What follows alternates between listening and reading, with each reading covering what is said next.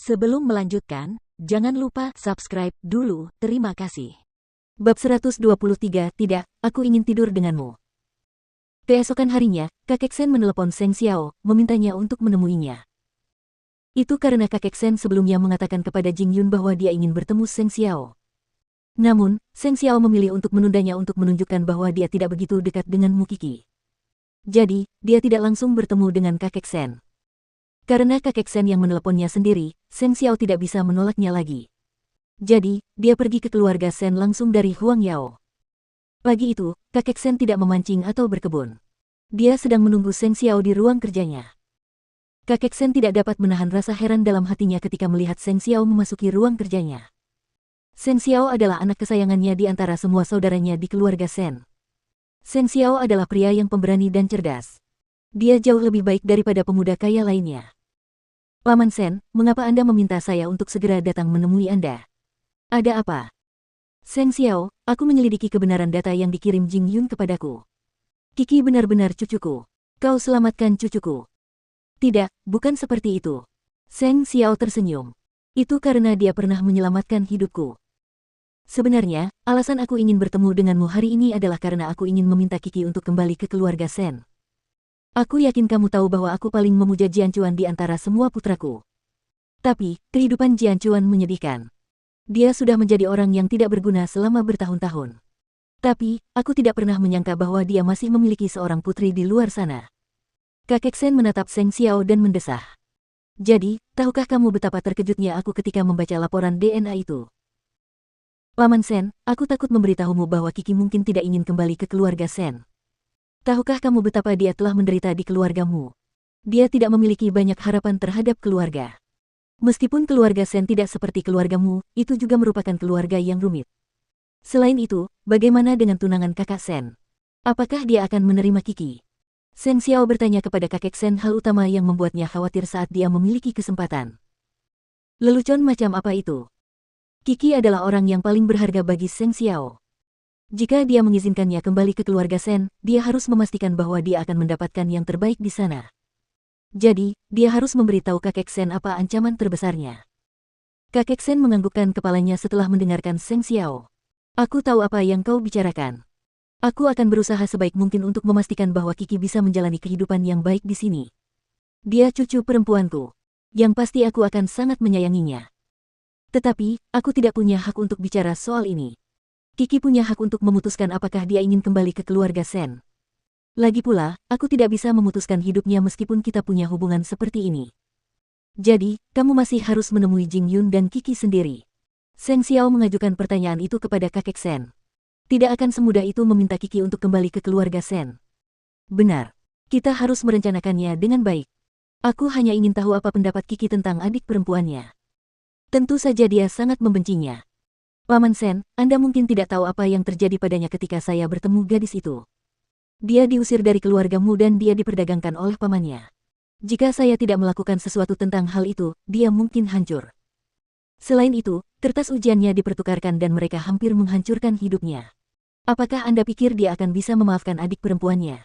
Seng Xiao melingkarkan lengannya di dada dan membalas kepada kakek Sen. Kakek Sen kini mengerti. Jangan khawatir, aku akan membalas dendam demi cucuku. Baiklah, kita lihat saja nanti. Kau memang jauh lebih berkuasa dan berpengaruh daripada aku.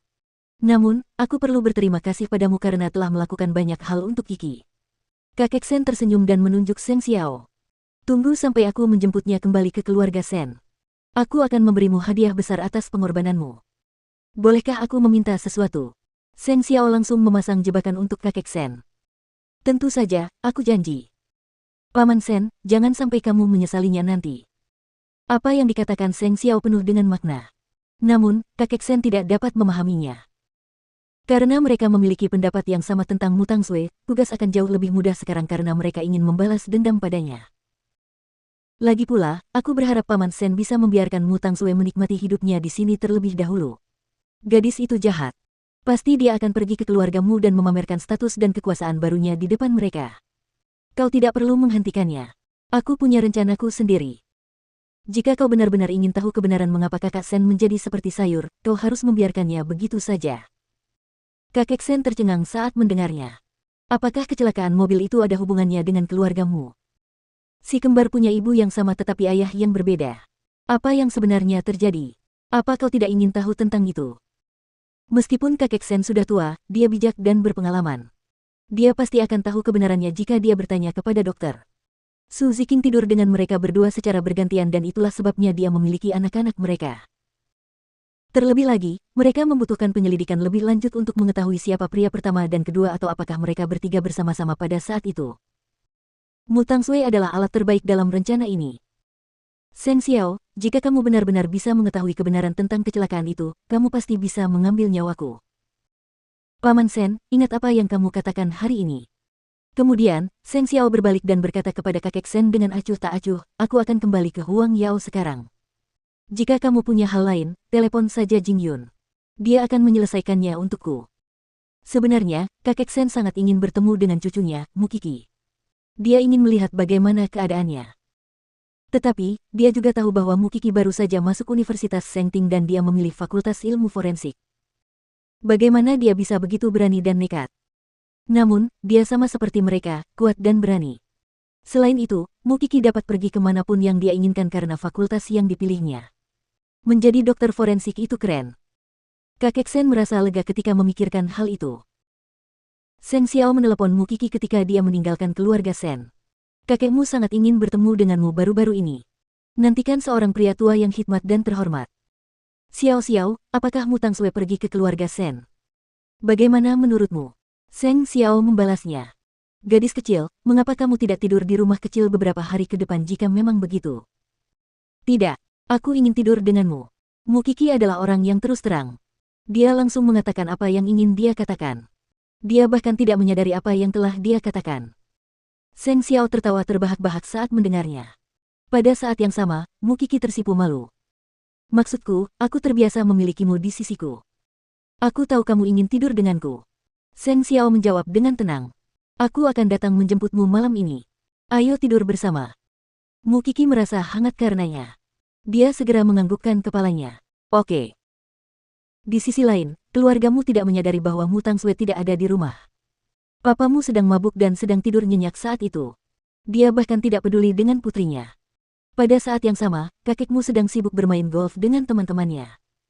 Jadi, tidak ada yang menyadari bahwa Mu Tangsui tidak ada di kamarnya. Dia pasti akan keluar dari kamarnya jika dia lapar. Bagaimana dengan Mu Tangsui? Apa yang sedang direncanakannya saat ini? Dia sedang merencanakan bagaimana caranya agar bisa tampil di hadapan ayahnya yang bajingan itu untuk membalas dendam padanya.